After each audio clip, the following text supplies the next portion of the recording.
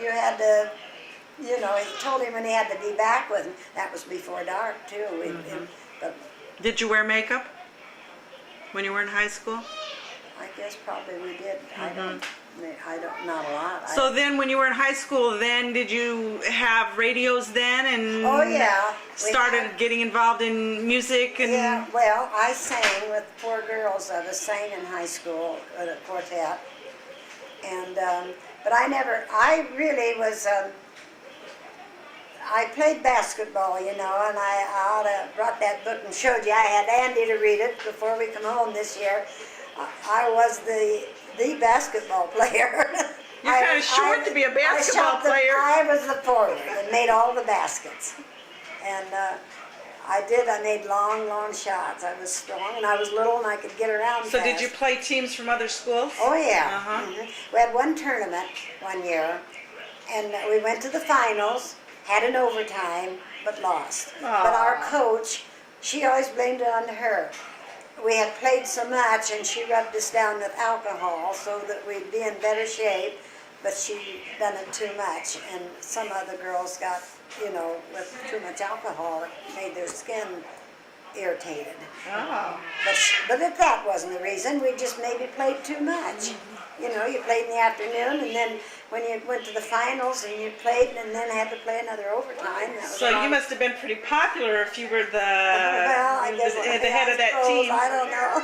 Did you get to have parties when you were in high Oh school? yeah, we had I used to have slumber parties, but the biggest party I can remember is in high school, and a lot of them was the football and the basketball players and the girls, but we had some pretty wild boys, and so I had a party down to the creek, and it was well, we had a big pile of wood.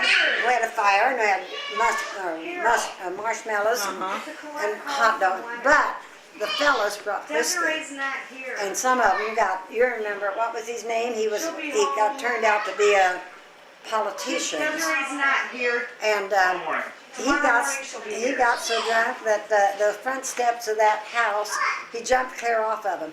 The next morning when my dad went down to the creek to clean up, he said, "That's the last party you're going to have like that," because there was whiskey bottles down there. Oh, Well, I boy. didn't know they was going to do all that, but they did. So none of the girls drank, just the boys? Well, no, there's some of the girls. Some of the drank, girls, but not you. Not me. I never drank. So what year did you graduate from high school? I graduated in 29. 29. 1929. No. Yeah, And you were the first one in the family to graduate? yeah. Uh-huh. Oh, well, you and Bud graduated at the same Bud and I time. graduated together. Did you have a party then? Yeah, you see, them days, you first had what you called, you bought a dress for, what did they call the first day? Well, anyhow, we went to Richmond to find my dress for that first day. I don't remember what my graduation dress. It was a taffeta dress, but I can't remember the color of it. And then we had one for the dance. You had 3 dresses. It's funny, I can't remember what that first day was for. But the second, Like homecoming or something? well, you just all got together, and it Like a was, prom, kind of. well, the prom was the last thing. Oh. You went to the prom too? Yeah. Who'd you go to that with? I can't remember who I went to that with, not with your grandpa because, or your other, you know, but, because he wasn't in high school, but, who did I go to that prom with? Oh, the banker's son. Because he wanted to, I didn't like him and he liked me, but I went to that dance with him.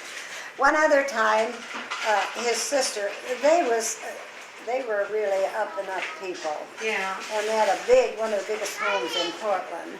And I remember that his sister and her friend, and John was his name, they were brothers and sisters, and they had a car with a chauffeur. And they come and picked me up, John, but I was his date. And we went to a show.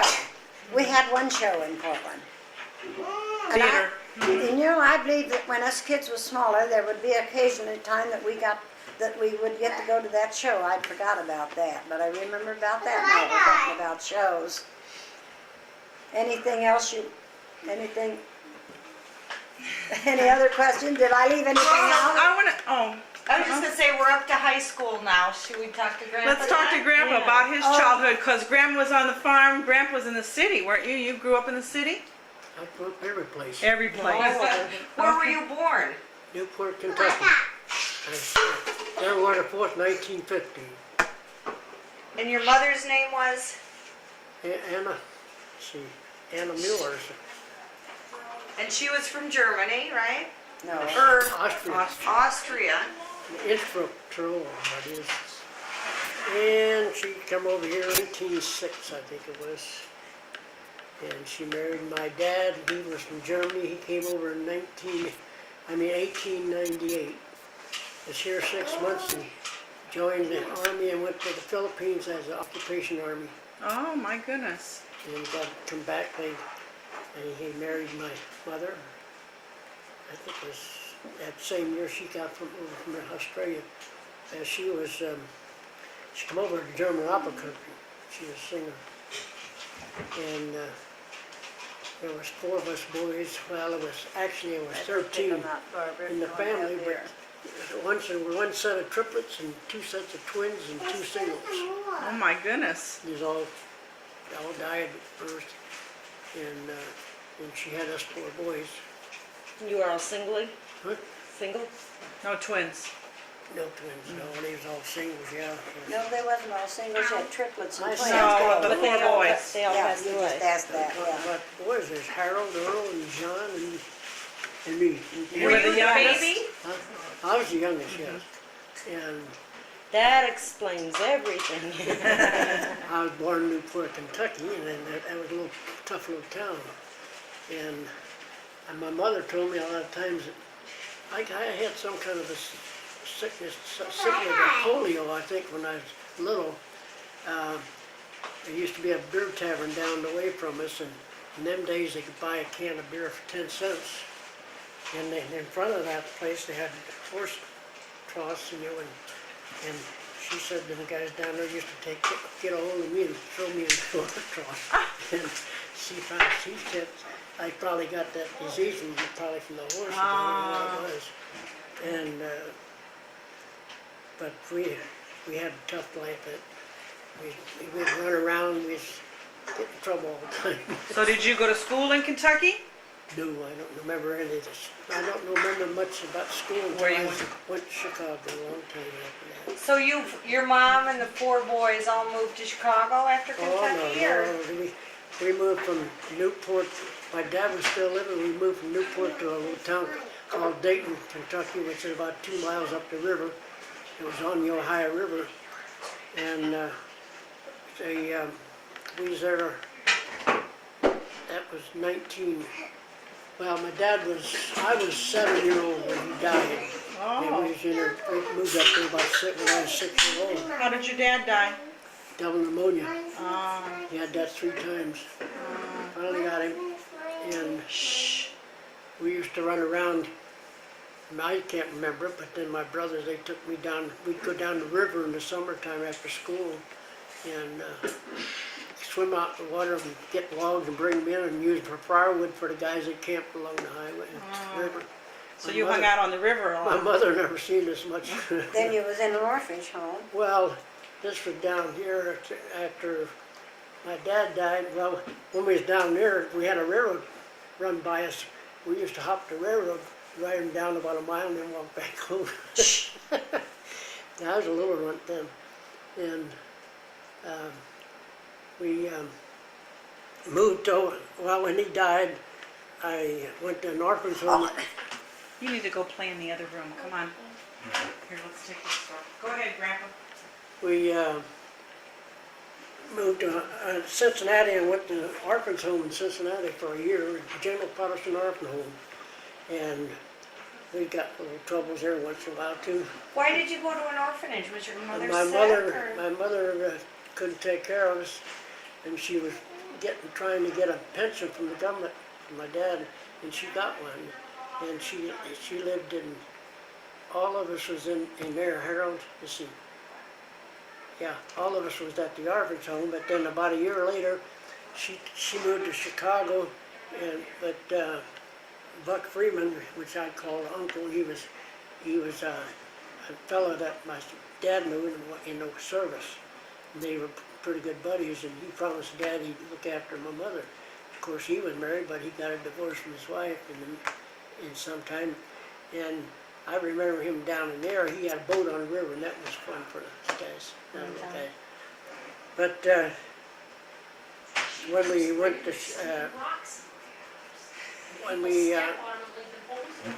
when my mother went to Chicago, she took Harold with her. And us three boys went to Ohio Soldier Sailors Arpers Home in Xenia, Ohio. Harold was the oldest? Yeah. And Harold was about, I guess he around 15 or 16 at the time. But I was only about, 7, 8, I went into Harpin's home. When I got out there, I was about 12 or 13. Pretty young. And I had a lot of experience there. In the wintertime, we only had a sled or something like that, and we usually they give us a present of, one present, and I remember getting a watch, one of the old Ingersoll watches, and that was about it, and then we got one book to read, and everybody in the place got. In this home there was girls and boys, but they were separated by cottages. Maybe, I think there was 14 girls' cottages and 14 boys' cottages. And we did everything. So when I was on that farm, and that place, it was like a little town of its own. It had all kind of places that you could learn the trades, and they had a farm. I spent some time, I got down there, I got in slaughtering one time, helped guys, and killing turkeys, and we picked the feathers on them and stuff like that. And then I worked out in the grain, pitching, or shoveling grain and things like that. I was a young guy then. And finally, after 4 years, he was in there from 24 to 29, 5 years I think it was, or 4 years. And my mother took us to Chicago, she could take care of us then. So we was up in Chicago, of course. We met boys and toilets and all that. But when we went to Chicago, we had bathrooms and we had lights. And for a kitchen stove, it was one of these kind that had a fire, and you build your fire, and then on one side with coal or wood, and then on the other side they had a place where they had water heat, and when they fired to heat that thing, and it was gas too after a while. Did you live in a house or an apartment? An apartment, lived above a butcher shop. Man, I had a lot of T-bone steaks. Ah. So did you do jobs for them to earn the T-bone steaks, or they just gave them to your family? They give it to them. I mean, my mother bought stuff there. Uh-huh. What did your mother do for a living in Chicago then? She just took care of the house, and she'd go out and sing once in a while. And she had her pension. Yeah, and we always had, in the winter time, or in the fall rather, we always made a lot of wine. We always made 350 gallons of wine every year. That was during Prohibition. And we had regular beer, we put it in quart bottles and bottle it up and things like that. And we never sold it. We always had parties or give it to somebody. She used to take down in front of us, had a trolley run by us, and the ice would freeze up in the track sometimes, and they'd have guys with spades. Then she'd take a pitcher of wine down and give it to them. They always liked to work around her. Oh, yeah. And I was in a neighborhood where a lot of gangsters had beer places where they make beer and stuff. And I lived about 3 or 4 blocks from the Biograph Theater where Dillinger was killed. And I lived about 8 blocks away where they had the St. Valentine Massacre, where the guys, Oh, my where the gosh. guys shot, lined the guys up in the crowd and shot them. And Used to go to shows every night. that was my hobby, is shows. I'd go to shows on Saturday. I'd got 4 shows. We got for nickel show. Nickel.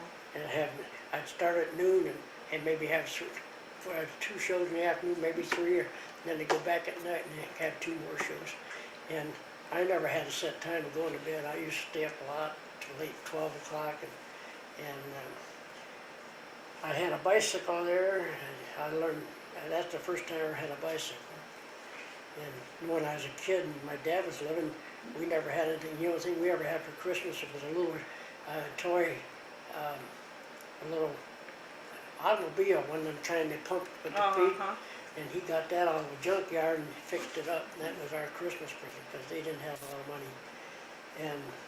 Nobody had any money them days. And then, You really. see, about 29 is when the Depression started.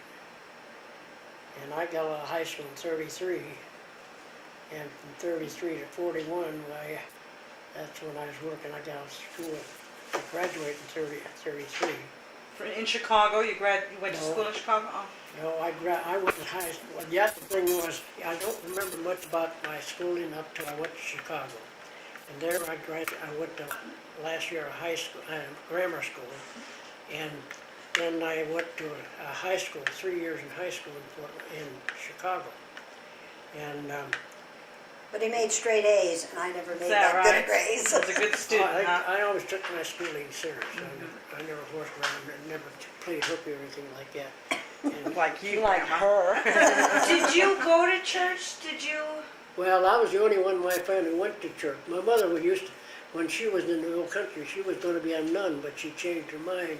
And when she come over here, she didn't go to church. But I went there with out of my 4 of us, I was the only one who ever went to church. And I went to all kind of churches. I mean, I don't know why, but I went. Something to do on a Sunday morning. You went to Well, different churches and I don't know, but well, we had a lot of games we played, mostly on the streets. That's the way way up there, and we got acquainted with a lot of people. And in that time in Chicago, one square block maybe be Italians, another square block would be something else, and that was neighborhoods like that. Of course, I got a paper route, and I was in this neighborhood where these Irish was, and they always had that corned beef and cabbage, and I hate cabbage, but you just go in them buildings that stunk so bad. Oh man, I didn't work very long at that. Probably the only difference of his childhood and my childhood was confined more than what his childhood Grandpa's was. rural. Yeah. I used to go, I knew every theater within 2 miles of my home. I mean, I knew all of it. And what kind of movies did you like? I mean, did you whatever was playing, huh? Well, I've seen everything. I mean, regardless, but I liked comics. Harold Lloyd and Cockeyed. What the hell was it? Ben Turpin. He was Cockeyed Turpin. They called No, him. I never heard of these guys. Andy was a singer. He sang over radio. Well, Oh, really? That was later. Well, See, and and a lot of dancer. these- I'd seen the first movie, talking movie, was Al Jolson, and up in Chicago. I used to go downtown a lot, them big theaters down there, and that's where I learned to tap dance. Well, I started tap dance before I went to got lessons. Buck would give me 50 cents every time I tap danced, so that's where I got some of my spending money. Well, that's why you got so interested in dancing. You got paid for it, And huh? another thing, because when I was in that school, the highest school in Sailor's Arts Home, we had to learn the work.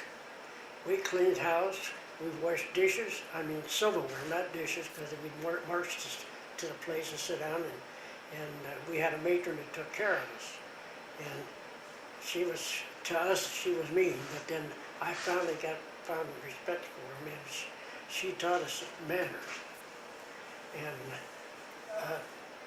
everything, even in that I found out, never called a person by their first name, always called them Mr. or Mrs. And I had that in my mind, even when I moved up the lake, deal on anybody. I mean, I did that for years. So that helped you through your life, the Oh, things you learned from that orphanage. Yeah. Definitely.